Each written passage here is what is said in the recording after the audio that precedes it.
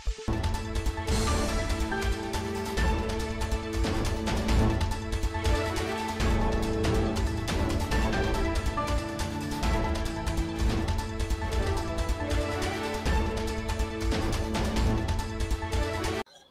वालेकुम, नमस्कार, सत श्री अकाल एंड गुड इवनिंग। मैं हूं आरजू काज़मी और आप हमेशा की तरह से देख रहे हैं पॉइंट ऑफ व्यू। हमारे साथ हैं जी डॉक्टर अभिषेक मिश्रा।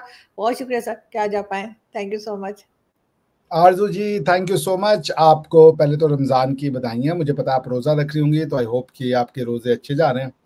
और thanks for inviting me on your show. बड़ा अच्छा लगता है। मैं एज अ फैन और एज अ होस्ट आता हूँ, तो मैं आई वियर टू हैट्स, तो बड़ा अच्छा लगता है। Thank you so much. Thank you so much sir, बहुत शुक्रिया। हम आज बात करेंगे मालदीव्स की। और जैसे कि आपने देखा कि ट्विटर पे मालदीव्स के फॉरेन मिनिस्टर ने इंडिया का शुक्रिया अदा किया है, जो इंडिया ने उनकी हेल्प की है। साथ ही डॉक्टर जयशंकर ने भी कहा कि जी उनको रिप्लाई में उन्होंने कहा कि नेबर्स जो है वो फर्स्ट हैं, उनकी इसलिए हेल्प की गई है। तो नेबर्स तो हम भी हैं सर, ऐसी क्या बात है। हमारी तरफ भी कहिए डॉक्टर साहब से कि देख ले। डॉक्टर जयशंकर वैसे तो खैर मेरे most most most favourite politicians में से है या फॉरेन मिनिस्टर्स में से हैं, और ये तो मैं हमेशा से कहती आई हूँ। लेकिन खैर जोका पार्ट, अगर हम बात करें मालदीव्स की, तो मालदीव्स के लिए ये भी कहा जा रहा है कि पहले वो चाइना के साथ मिलकर भारत के खिलाफ भी बात कर रहा था, ये स्टेटमेंट्स आ रही थी। तो अब ये चेंज कैसे आया है? देखिए, एक होता है कि आप शुरू शुरू में किसी के क्लोज जाने की कोशिश करते हो, फिर आपको पता चलता है कि उसकी जो पॉलिसीज हैं वो आपके इंटरेस्ट के लिए सूटेबल नहीं है। तो आप इंडिया की खास बात यह कि इंडिया कभी ना, India is not a loud mouth country. India कभी जबरदस्ती का धमकी देना, ये कर देंगे वो कर देंगे, कुछ नहीं कहता। जैसे आप देख ले, प्रधानमंत्री मोदी ने सिर्फ और सिर्फ लक्षद्वीप में जाकर के वो वहां गए। उन्होंने वो भारत के विभिन्न भागों के लिए कहते रहे हैं कि भाई आप लोग भारत में एक्सप्लोर कीजिए, भारत में बहुत सी घूमने की जगह है। उन्होंने यहाँ तक भी कहा था कि कई हमारे यहाँ पे आदत हो गई है कि जो लोग बड़े अमीर लोग होते हैं वो इंडिया से बाहर जाके शादी करते हैं, डेस्टिनेशन वेडिंग करते हैं। उन्होंने कहा आप इंडिया में क्यों नहीं करते, इंडिया में बहुत सी खूबसूरत जगह है। तो वो उनको लक्षद्वीप जाने का मौका मिला, उन्होंने 5-6 पिक्चरें डाली। अब वो चूंकि मोदी जी की पिक्चर है तो वायरल तो होनी ही थी, तो वायरल हो गई। अब वो किसी ने पकड़ लिया कि वहां से क्या नाम है, मालदीव से, उन्होंने कह दिया कुछ कुछ जो भी कहना था उन्होंने कहा। लेकिन इंडियन गवर्नमेंट की ओर से कोई स्टेटमेंट नहीं आया। ना तो प्रधानमंत्री ने कुछ बोला, ना तो उन्होंने कुछ बोला, क्या नाम है, हमारे स्टेट डिपार्टमेंट ने या किसी ने। ये बेकार में मुइज़्ज़ू और उनके जो ये छुटभैये मंत्री थे वो अपनी जो जिसे कह लीजिए लिमिट है उससे भी बढ़ के बात कर रहे थे। इंडिया के कल्चर पे अटैक कर दिया, रिलीजन पे अटैक कर दिया, फिर ये कहा कि तुम्हारे घरों में से बदबू आती है, ये है वो। और वो सारे इंडियन है। मजे की बात है वो सारे इंडियन है। उनमें से जो उनका एक मिनिस्टर है उसने तो वो तमिलनाडु में वो के रहने वाले हैं या उसी के आसपास, वहां उन्होंने जो है वो इंडियन सिटीजनशिप के लिए भी अप्लाई किया हुआ था। तो उसके बाद भी इतनी नफरत होना, ये समझ में नहीं पाया। खैर, आखिर क्या हुआ? अंडे चावल ये सब, आप आइलैंड स्टेट हो, सोच के तो चलो यार, किससे पंगे ले रहे हो? वो प्रधानमंत्री मोदी क्यों, तो खैर जाने दीजिए, क्यों का तो कोई खामा खाई के पंगे जिसे कहते हैं। हाँ, खामा खा के पंगे। हाँ बिल्कुल। लेकिन सर ये वाली बीमारी हमारे रीजन में ही है, एशिया में, साउथ एशिया में हम खामा खा के पंगे लेते रहते हैं एक दूसरे के साथ। और अगर यही कंट्रीज मिलकर रहे या मिलकर ना भी रहे, चले एक दूसरे के साथ कम से कम इतनी टेंशन ना बना के रखें, तो ये रीजन जो है बहुत बेहतर हो सकता है, एशिया, साउथ एशिया। इसको होना ही है बेहतर, क्योंकि इतिहास में बेहतर रहा। ये जो अभी चल रहा है ये 20-25 साल और चलेगा। मैं रहूं ना रहूं, आप लिखवा के ले लीजिए। क्योंकि जो एक पर्टिकुलर माइंडसेट ऐसा कर रहा है, बाकी सारे नहीं कर रहे। भूटान नहीं कर रहा, श्रीलंका के इंडिया के साथ नॉर्मल संबंध है, भूटान के साथ है, अफगानिस्तान के साथ है, सारे अच्छे संबंध हमारे संबंध आपका जो देख लीजिए, इधर बांग्लादेश के साथ अच्छे हैं। आपने देखा भी, शेख हसीना जी ने, कुछ लोगों ने इंडियन साड़ी बाइकॉट का वो नारा दिया था। शेख हसीना जी ने कहा कि पहले अपनी वाइफ से बोलो कि वो इंडियन साड़ी पहनना शुरू कर दिया। आप बंगाली बोल रहे हो, कह रहे हो इंडिया गेट आउट। यार बंगाली लैंग्वेज इंडिया से आती है, संस्कृत उसका मदर टंग है यार, हद हो गई। फिर भी सोचते नहीं हो कुछ भी करने से पहले। तो एक माइंडसेट है, उस माइंडसेट को दुनिया ने रिजेक्ट कर दिया है 400 साल पहले। आपके यहां जितना रेजिस्टेंस आना है वो आ जाने दीजिए। वो 10 साल, 20 साल, 25 साल ऐसे सिचुएशन होंगे कि आपको सीखना पड़ेगा। आपको सत्य को स्वीकार करना पड़ेगा। जब तक अभी तक आपके पास वो लीवे है, आप उसमें थोड़ा बहुत और जिसे कह लीजिए गुलाटियां मारना है मार ले, but at the end of the day लिख लीजिए मेरी बात, मैं आपको लिखित में दे रहा हूं। तो जो मोहम्मद बिन सलमान साहब कह रहे वो जो कर रहे हैं, उसके बाद तो अगर मैं 30 साल की उम्मीद कर रहा था, तो अब तो मुझे लगता है मैं मोहम्मद बिन सलमान साहब को रिपीट करना चाहूंगा कि हमारे पास समय नहीं है 20-30 साल वेट करने का, हम 5 साल के अंदर ये करके दिखा देंगे। तो जो मोहम्मद बिन सलमान साहब जिस रास्ते पे जा रहे हैं, आप सोच सकती हैं आरजू जी, आपके यहाँ पे क्या हुआ था, एक लड़की के ड्रेस पे अरबी लिखा हुआ था, लोगों ने उसको ऑलमोस्ट लिंच कर दिया। और उन्होंने क्या करवाया है मोहम्मद बिन सलमान साहब ने, उन्होंने अपनी मिस सऊदिया को भेजा है ब्यूटी पेजेंट में, जितने यहां तक के खुले कपड़े पहने हुए हैं, ये सब उनका दिख रहा है, और वो स्लीवलेस है और सब कुछ है, और वो सऊदिया के झंडे को चूम रही हैं जिसपे नारा कलमा तैयबा लिखा हुआ है जी, कलमा लिखा हुआ है। तो आप सोचिए जरा, पाकिस्तान में तो उनका तो बेचारी का जीना मुश्किल कर देते। सोच लीजिए कि, और उसके बाद स्मृति ईरानी जी को बिना हेड स्कार्फ लिए हुए, बिना सर को ढाके हुए वो मदीना के जो मस्जिद अल नबवी है वहां पे उन्होंने अलाउ किया पिक्चर। ये क्या आपको लगता है जानबूझ के, अरे वो कोई चोरी करके आया? ये जानबूझ के पिक्चर रिलीज की गई। सऊदिया मैं देख रहा था आरजू जी कि वेलकम टू सऊदिया, सऊदिया टूरिज्म के एडवर्टीजमेंट आने लगे हैं। सऊदी एडवर्टीजमेंट डेफिनेटली सर, नहीं करवाते थे सर, बिल्कुल सऊदिया चेंज हो रहा है, और एक बहुत अच्छा चेंज है ये। मैं तो बहुत अप्रिशिएट करती हूँ मोहम्मद बिन सलमान को कि वो ये सब कुछ कर रहे हैं। मतलब वो तो एक तरह से इस्लामिक वर्ल्ड में एक ऐसी पर्सनालिटी बन गए जिसे सब लोगों को उन्हें फॉलो करना चाहिए। लेकिन सर, बांग्लादेश की अगर हम बात करें, बांग्लादेश तो हमारे यहाँ तो कहा जाता है ना कि भाई भारत ने बांग्लादेश बनवा दिया, आप लोगों ने आके जो है वो 71 में जो वॉर थी उसकी वजह से। तो बांग्लादेश वालों को तो आपसे मतलब बड़े अच्छे से रहना चाहिए, बड़े खुश रहना चाहिए। ये बांग्लादेश में क्यों भारत के खिलाफ नारे लग रहे हैं, वो समझ नहीं आई। सेम चीज भाई, पाकिस्तान बनाने वाले कौन लोग थे? पाकिस्तान को बनाने वाले यही थे भाई, बंगालीज थे। कि आपके जो वो थे पहले प्राइम मिनिस्टर, जिनको बाद में पाकिस्तान में आने पे बैन लग दिया था, जो प्री इंडिपेंडेंट इंडिया के बंगाल के चीफ मिनिस्टर भी थे, मैं नाम जी जी जी जी जी। तो वो माइंडसेट है आरजू जी, उसको समझना पड़ेगा। इस माइंडसेट से लड़ना बहुत जरूरी है, क्योंकि आप अगर दुनिया को सिर्फ मुजीबुर रहमान की बात कर रहे हैं शायद। नहीं, मुजीबुर रहमान साहब की बात नहीं कर रहा मैं, मैं नाम भूल रहा हूँ। शेख मुजीबुर रहमान तो बहुत बाद में आया, वो तो 60s के आसपास आए।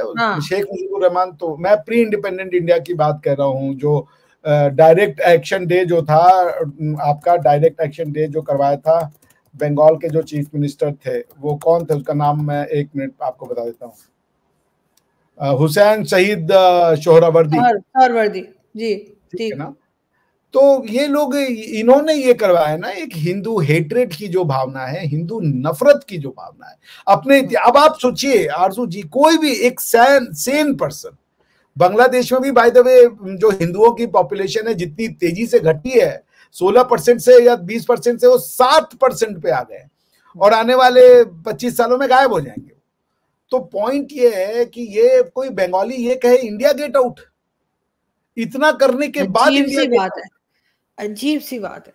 तो ये मानसिकता आप सोचिए कि ये कौन सी मानसिकता है जो इंडिया से नफरत करती है, जो इंडियन सब कॉन्टिनेंट को इंडियन सब कॉन्टिनेंट कहने पे गुस्सा आती है, जो नमस्ते कहने पे गुस्सा आती है, जो इंडियन कल्चर करती है। मतलब इसको साउथ एशिया कहिए तो लोग खुश होते हैं, इंडियन सब कॉन्टिनेंट कहिएगा तो वो दुखी हो जाते हैं, कहते हैं यार हमको तुम बुरा मान रहे हो। अरे भाई, आपके आने से पहले इसका नाम इंडियन सब कॉन्टिनेंट था, भारतीय उपमहाद्वीप था। यहाँ का जो 2 ओशन है हमारे, जो इंडिया को 2 साइड से जो ओशन डिवाइड करते हैं, वो एक तरफ है अरबिक ओशन और दूसरी तरफ है इंडियन ओशन। तो इंडियन का नाम तो भारतीय, उसका नाम भी भारत के नाम पे। हमारे तो हमारे यहाँ तो यही इंप्रेशन है कि बांग्लादेश में भारत को बहुत पसंद किया जाता है, भारत ने ही जो है वो बांग्लादेश बनवाया या बनने में मदद की। ये और बात है कि हमारी अपनी गलतियां थी जिसकी वजह से बांग्लादेश बना, या बांग्लादेश के लोग हमसे नाराज थे। लेकिन ये जरूर है कि भारत तो एक तरह से कहना चाहिए कि उनके साथ रहा है, उनको तो बड़ा अप्रिशिएट करना चाहिए भारत को। लेकिन ये वाली सोच उनमें कब आई? ये पहले तो नहीं देखने में मिली, शुरू से थी। मैं कह रहा हूँ बंगाल को बनाने वाले, अरे इंडिया को डिवाइड करने वाले बंगालीज थे बाबा। दे वर द वन हु, वो तो उन्होंने कर्म का फल, जो कर्म, देखिए आप हमें मार सकते हो, हमें गाली दे सकते हो, पर कर्म जो है ना, इट कम्स बैक आरजू जी। आपको, अगर आप कमजोर हो, बदला नहीं ले पा रही हो ना किसी से, बस बैठ के तमाशा देखिए, आपको वो दिन देखने को मिलेगा। वो आजकल एक गाना बड़ा चला हुआ है कि हम भी वो तो बैठ के तमाशा देखेंगे मुगले आजम का। तो वो वही बात है, अगर आप आज कुछ नहीं कर पा रही हैं, ये मत सोचिए कि वक्त की लाठी नहीं चलेगी, वक्त की लाठी चलती है। यदि मुगलों ने और औरंगजेब ने काशी विश्वनाथ मंदिर और मथुरा का मंदिर तोड़ा, उसके बाद मुगल वंश का सर्वनाश हो गया, खत्म हो गया भारत से मुगल वंश। औरंगजेब के बाद कोई राजा बन नहीं पाया जो कि इंडिया को वो रख सका, मुगल शासन को जो रख सके। पॉइंट ये कि क्यों करना भाई, सब कोई को एग्जिस्ट कर सकता है। हिंदुस्तान के जो ये बांग्लादेश और पाकिस्तान के जो एक माइंडसेट है कि भाई आप जो है, अब बांग्लादेश के इंडिपेंडेंस के बाद, इतना कुछ होने के बाद, उनका कॉन्स्टिट्यूशन सेक्युलर उन्होंने कहा, और उसके बाद उसमें उन्होंने अमेंड करके कहा कि नहीं, ये सेक्युलर नहीं रहेगा, ये इस्लामिक रहेगा। सोचिए आप, और वो लैंड इंडियन लैंड है, वहां वो बंगाल की जो, बांग्लादेश की जो कैपिटल है वो ढाका है, वो ढाका नाम जो है माता ढाकेश्वरी के नाम पे है, वहां की जो सबसे बड़ी देवी है। तो पॉइंट ये है कि कौन लोग हैं ये कह रहे हैं ढाका को आउट कर दोगे बांग्लादेश से, बंगाली को आउट कर दोगे, बंगाली क के बिना बंगाली कैसे बढ़ोगे, बिना संस्कृत के बंगाली कैसे बढ़ोगे।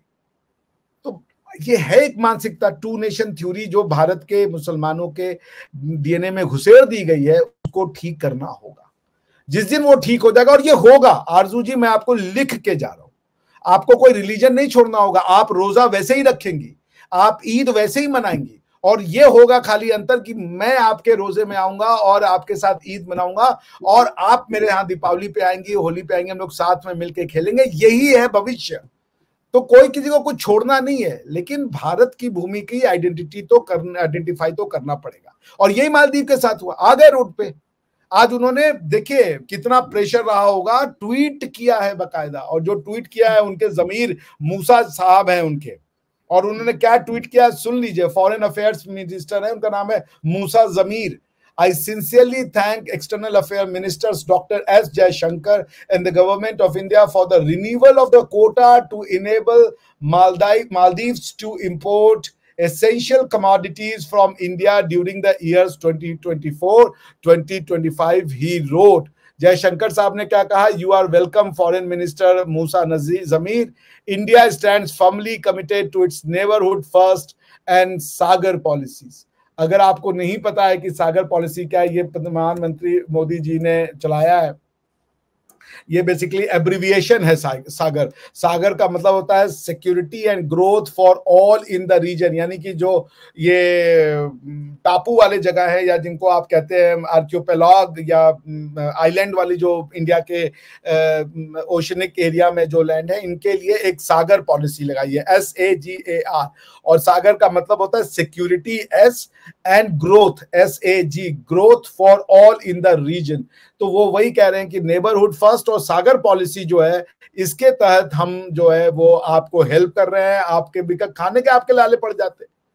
और ये सागर पॉलिसी आज की नहीं है, सागर पॉलिसी इंडियन ओशन रीजन में ये डॉक्ट्रिन ऑफ मैरीटाइम जो कोऑपरेशन है उसके लिए लाया गया था। मार्च 2015 से प्रधानमंत्री मोदी ने इसकी शुरुआत कर दी थी, मार्च 2015 में, आप सोचिए। तो this is what it is. हमने उनकी हेल्प की, और हम तो सबकी हेल्प करते हैं, क्योंकि हमारी तो पॉलिसी है आरजू जी, एकम हमारी पॉलिसी क्या है, अहम निजः परोवेति गणना लघु चेतसाम उदार चरिता नाम तू वसुदैव कुटुंबकम। इसका सिंपल मतलब होता है तेरा मेरा करने वाले छोटे लोग होते हैं, बड़े दिल के लोग, बड़ी सोच के लोग, वो समस्त वसुधा को, पृथ्वी को अपना परिवार मानते हैं। आप हमारा परिवार हो, बात खत्म हो गई। मेरा तेरा कौन करता है, हम हैं वो गैर है, ये कौन करता है, आप देख लीजिए।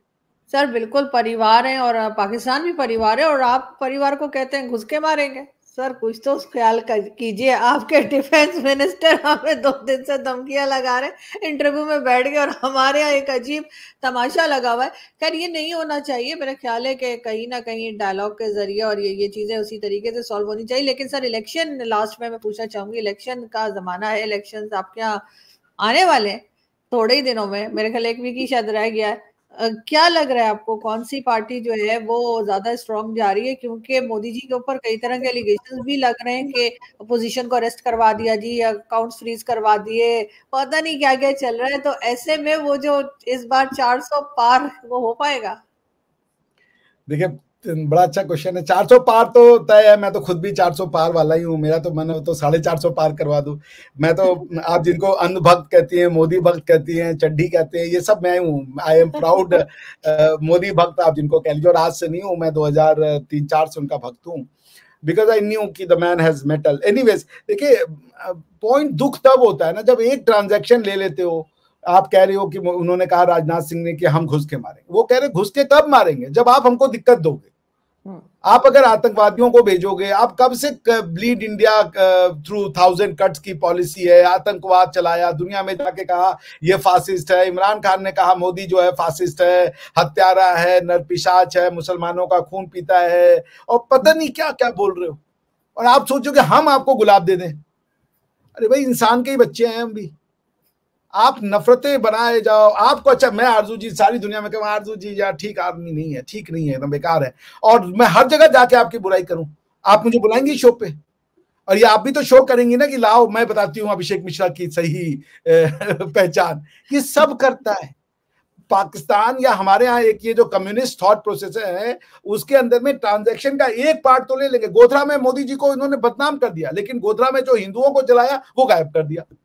ये फैला दिया कि हिंदुओं में मुसलमानों पे जोर किया, लेकिन मुसलमानों ने जो 400 साल तक मुगलों ने हिंदुओं के मंदिर को तोड़ा, उनकी बच्चों को जाके रेप के उसमें बेचा, ये सब गायब कर दिया और बता दिया कि हिंदू दुश्मन है। हम पाकिस्तान से दुश्मनी नहीं चाहते, मैं आपको दिल से कह रहा हूं।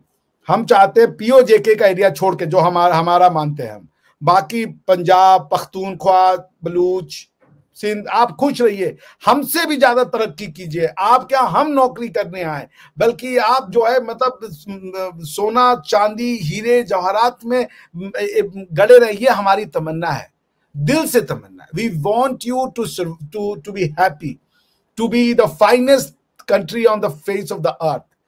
मगर आप अब हमारे आतंकवादी करो। अच्छा आप बताइए, 26/11 हुआ, उसको करने वाले सारी दुनिया जानती है, यूएन ने डिक्लेयर कर दिया। जकीउर रहमान लखवी था, हाफिज सईद था, और कौन कौन था। बच्चे पैदा हो रहे हैं, उनको जेल भेज देते हैं, वो जेल में से बच्चे पैदा करते हैं। ये कौन सा जेल है? आप क्या जेल में जाने के बाद वो जिसको जेल, जो आदमी जेल में है, वो जाके पब्लिक रैलियां कर रहा है, स्पीच कर रहा है? ये क्यों हो रहा है? मगर सर अब तो कुछ कंट्रोल किया जा रहा है, आपको नहीं लगता कि अब कुछ ये चीजें कम हुई है? आप जाहिर है कंट्रोल उसमें कर लीजिए, इंडियन हमारे मीडिया का बहुत हाथ है, इंडियन मीडिया ने इन चीजों को बहुत भी हाईलाइट कोई किया है। हाथ हो किसी का, आप कंट्रोल कर लीजिए। ये क्यों नहीं बोलते कि बांग्लादेश में घुस के मारेंगे, श्रीलंका में घुस के मारेंगे, नेपाल में घुस के मारेंगे, अफगानिस्तान में घुस के मारेंगे, ईरान में घुस के मारेंगे, हम भूटान में घुस के मारेंगे, हम यहाँ कभी बोलते हैं? हम नहीं बोलते भाई।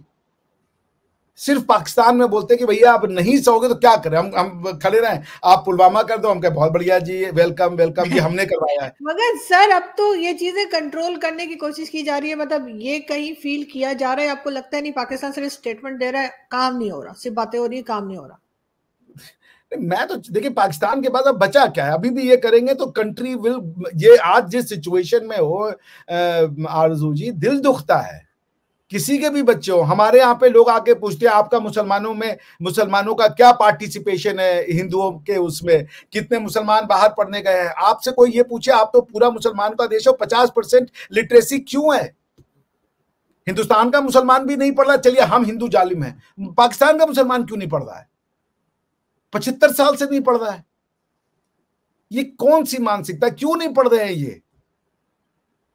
आप सोचिए तो। और कोई अगर कुछ कहे तो सर हिंदुस्तान हमारा तो सर एजुकेशन सिस्टम खराब है, हमारी तो इकोनॉमी की हालत खराब है, हमारे यहाँ तो 2 से 3 करोड़ बच्चे स्कूल से बाहर हैं, ये तो हम मानते हैं बिल्कुल। क्यों है? चलिए और हमारे हम यहाँ हमारे हम कई मुसलमानों दोस्त को हक जो है, नहीं दे रहे। हमारे कई जान पहचान वाले कई दोस्त जो है वो इस चीज के ऊपर काम भी कर रहे हैं, उन्होंने अपने स्कूल्स भी जो है बनाए। डॉक्टर अजहर असलम है, वो भी मतलब इसी किस्म का काम करते हैं, ज्यादातर पाकिस्तान में उन्होंने स्कूल्स बनाए जहाँ पे ये स्ट्रीट चिल्ड्रन को पढ़ने के लिए लाया जाता है। लेकिन जाहिर है हमारी तो ये इश्यूज हैं, लेकिन टेररिज्म एक बिल्कुल अलग चीज है जो पाकिस्तान ने मतलब अब मुझे लगता है कि थोड़ा बहुत कंट्रोल करने की कोशिश कर रहे हैं। खैर मुश्किल है, बहुत टाइम लगेगा इसमें, क्योंकि पहले जाहिर है सपोर्ट किया गया ना इस चीज को। मैं बताऊं आपको, कोई टाइम नहीं लगेगा, 3 साल में रिजल्ट आ जाएंगे। पैसा नहीं होता है ना, सब ठीक हो जाता है। स्टेट ने, पहली बात तो आपको, आप कहते हो कश्मीर प्रॉब्लम है, मैं बार बार कहता हूं कि भाई कम से कम देखो ऑन द ग्राउंड क्या हो रहा है। सारी दुनिया में पाकिस्तानियों को आप जा रहे हो, लोगों को वहां, कहीं यहूदियों को मार रहे हो, कहीं किसी को मार रहे हो। ये क्या मानसिकता बनाई है जो दुनिया से हेट कर रही है? आरजू जी समझें, मैं नहीं कहता, ये सिर्फ इंडिया नहीं कहता हम घुस के मारेंगे, ये भाई Pakistanis are pathological liar, America कह रहा है। Pakistani will sell their mother for money, ये अमेरिकन कह रहे, फ्रेंच कह रहे। लेकिन अब जो अमेरिका इल्जाम लगा रहे हैं सर, उसको आप क्या कहेंगे? अमेरिका जो, अगर अमेरिका की हर बात सही है तो क्या उस बात को भी मान जाएंगे जो गार्डियन ने और बाकी मैगजीन्स लिख रहे हैं या अमेरिका कह रहे हैं? गार्डियन ने तो पाकिस्तान की बात की कि हमने 20 उसको मरवाया, ये बात उन्होंने कही है। लेकिन उन्होंने अमेरिका वाली बात को कहीं नहीं उठाया। उन्होंने कहा अमेरिका ने भी ये बात उठाई, और जैसे ही हुआ हमारे यहाँ दोनों तरफ के एनआईएस मिलके बैठे। देखिए, हमारी जो अमेरिका से कोई वो दुश्मनी नहीं है कि हम उनके ऊपर उनका आतंकवाद करवा रहे हैं या उनके सिविलियन प्लेसेस पे बम विस्फोट करा रहे हैं। दोनों इनकम्पैरेबल सिचुएशन है। हम 26/11 नहीं करा रहे, हम कह रहे पन्नून एक आतंकवादी है और वो भारत के बारे में ऐसा करता है, we want to take him out. ये बात हमने उनसे कही, और हमारा ऐसा कोई पॉलिसी नहीं है, हम ऐसा नहीं करते हैं। पॉइंट ये है कि पाकिस्तान में आप बताइए, हम कह के जब थक गए, यूएन कह के थक गया कि Hafiz Saeed UN declare terrorist है, वो प्रोसिक्यूट नहीं हो पाए। 350 लोगों को, जिसमें मुसलमान भी मारे गए थे, सड़क पे भून दिया गया, और उसको पाकिस्तान लाइटली लेता है, कहते हैं सबूत दो। आप समझिए जो इनसेंसिटिविटी, 26/11 हमारे दिमागों में एक बहुत उसकी तरह एच है, क्योंकि हमने लाइव टीवी पे देखा, दर दर पुलिस के आईजी डीआईजी लेवल के ऑफिसर्स मारे गए। अच्छा सर, हमारे यहाँ भी चला था पूरा टाइम, हमने भी देखा था, और जाहिर है और वो भी वो देखिए, उसमें जो हैंडल की रिकॉर्डिंग आई, वो कह रहा है एनू मार, एनू मार। ये कौन लोग हैं आरजू जी? हम कह रहे हैं आपसे, राजनाथ सिंह जी, अरे भाई मोदी जी आ गए थे नवाज शरीफ के उसमें, उन्होंने कहा था हम घुस के मारने आए हैं। नवाज शरीफ साहब के जब उसमें वो आ गए शादी में, उन्होंने नवाज शरीफ को कहा कि मैं आ रहा हूं, उनके प्लेन में बैठे, प्रोटोकॉल को तोड़ा। तो हम मारने के लिए गए थे, हम दोस्ती से मारने के लिए नहीं गए थे। नहीं सर, हम तो यही चाहते हैं, मैं और मेरे जैसे बहुत से लोग पाकिस्तान में यही चाहते हैं कि इस चीज को कंट्रोल किया जाए, इस पे काबू पाया जाए, और ये दोबारा ना हो। बिल्कुल कभी भी नहीं होनी चाहिए, कहीं इस तरह से लोगों की जान नहीं जानी चाहिए। इस पे बहुत अफसोस है, हम लोग बहुत शर्मिंदा भी बहुत बार महसूस करते हैं जो आम पाकिस्तानी है कि इस तरह से हुआ था, क्योंकि वो लाइव टेलीकास्ट हमने भी देखी थी, वो बहुत खौफनाक थी। उसको मतलब जैसे रिकॉल करना भी आसान काम नहीं है। लेकिन ये कि बहरहाल जी, हम आपसे बस सच कह रहे हैं आरजू जी, कोई दुश्मनी नहीं है, भारत को कोई दुश्मनी नहीं है। भारत के हिंदुओं को, हिंदू किसी से दुश्मनी नहीं करता। यहूदी कहते कि सारी दुनिया ने हमें परसिक्यूट किया, एक ही जगह थी जहां हमें प्यार मिला, वो हिंदू थे। अब हिंदू मतलब इंडियंस थे। आप देखो तो दुनिया निकाल रही है। जॉर्जिया मेलोनी कह रही है, नीदरलैंड कह रहा है, फ्रांस कह रहा है, अमेरिका कह रहा है कि हम पाकिस्तान, इंडोनेशिया और यहां से आने वाले लोगों को वीजा नहीं देंगे। क्यों नहीं देंगे? बात समझिए, वो सब वही करें कि घुस के मारेंगे। मतलब ये है कि वो कह रहे कि तुम हमको मारोगे तो हम बदला लेने आएंगे, बाकी कह रहे कि हम तुम्हें आने ही नहीं देंगे, घुसने ही नहीं देंगे। क्यों ऐसा आपने पाकिस्तान का स्टेटस बना दिया? मैं फिर कह रहा हूं, ईद आने वाली हो, मैं फिर कह रहा हूं, हमारी शुभकामनाएं हैं आपको, आप खूब तरक्की कीजिए, मगर क्या आप तरक्की करना चाहते हैं? ये तो आपको अपने से क्वेश्चन पूछना है। बिल्कुल सर, ये चीज है, और पाकिस्तान को जाहिर है तरक्की करना चाहते हैं और करनी चाहिए भी, लेकिन जाहिर जो शिकायतें लोगों को हो रही हैं उसके ऊपर भी काम करना जरूरी है। थैंक यू सो मच कि आज आपने ज्वाइन किया, बहुत शुक्रिया सर। आई होप कि जल्दी आपसे फिर मुलाकात होगी ईद से पहले।